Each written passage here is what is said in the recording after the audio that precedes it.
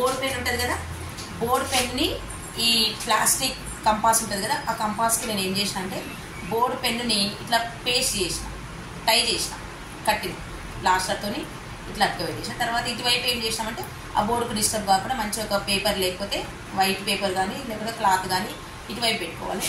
Equi distance ఉండేటట్టు మనము ఈ బోర్డు మీద రాసే పెన్నుని నేను ఈ కంపాస్కి ఫిట్ చేసి పిల్లలకి ఏం జగదీశ్వరి టీచర్, జగతి మ్యాథ్స్ గార్డెన్. ఈరోజు మనం ఏం చేద్దామంటే మనకు స్కూల్లో ఉన్న ఇట్లా ప్యానల్ బోర్డు ఉంది కదా, ఈ బోర్డులో కావాల్సిన మన పిల్లలకి కన్స్ట్రక్షన్ చెప్పడానికి వీలుగా ఇక్కడ స్కేలు, ట్రాక్టర్, తర్వాత సెట్ స్క్వైర్స్ ఇవన్నీ ఉన్నాయి. కానీ మనకు కావాల్సిన కంపాస్ ఇక్కడ దీంట్లో ఇయ్యలేదు. కాకపోతే ఈ కంపాస్ లేకపోతే మనం ఇంకోటి ఏం చేసుకోవచ్చు అంటే నెట్ యూజ్ చేసి www.mathspad మనం డౌన్లోడ్ చేసుకొని దాని ద్వారా పిల్లలకు చూపించవచ్చు ఒక ఛాన్స్. నెక్స్ట్ ఇంకొకటి ఏంటంటే నెట్ లేకుండా, వితౌట్ నెట్ లేకుండా కూడా మన పిల్లలకు చేసుకోవాలంటే నేనేం చేశాను ఒక కొత్త ఐడియా.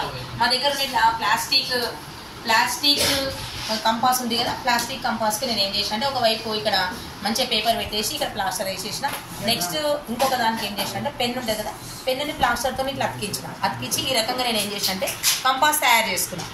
ఈ కంపాస్ని మనము ఏం చేయొచ్చు అంటే మన ప్యానల్ బోర్డు పైన పిల్లలకి కన్స్ట్రక్షన్ చెప్పడానికి ఈజీగా మనం నెట్ లేకుండా కూడా వాడుకోవచ్చు. ఇప్పుడు చూద్దాం. ఫస్ట్ స్కేల్తో మనము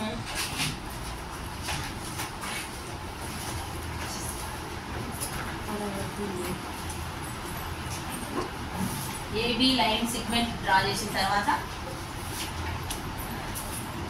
ఏ దగ్గర నుంచి 5 సెంటీమీటర్స్ అనుకోండి, 5 సెంటీమీటర్స్ అని మనకి ఇట్లా పెట్టేసి ఇట్లా ఒక ఆర్క్ డ్రా చేసుకోవచ్చు. నెక్స్ట్ బి దగ్గర నుంచి 7 సెంటీమీటర్స్ అని మనం మెజరింగ్ తీసుకొని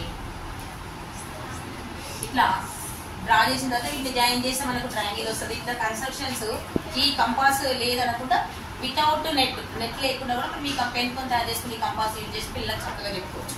నెక్స్ట్ ఏంటంటే ఇక్కడ కొన్నిసార్లు చెక్కవి యూజ్ చేస్తుంటారు. అప్పుడు ఇక్కడ ఐరన్ ఉంటుంది. ఐరన్ అప్పుడు ఖచ్చితంగా మనం ఏం చేయాలంటే లోపల ఒక పేపర్ పెట్టి పేపర్ పైన మన క్లాత్ పెట్టి క్లాత్ పైన ప్లాస్టర్ వేయాలి. ఎందుకంటే ఐరన్ ఈ బోర్డుకు తాకుండా చూసుకోవాలి.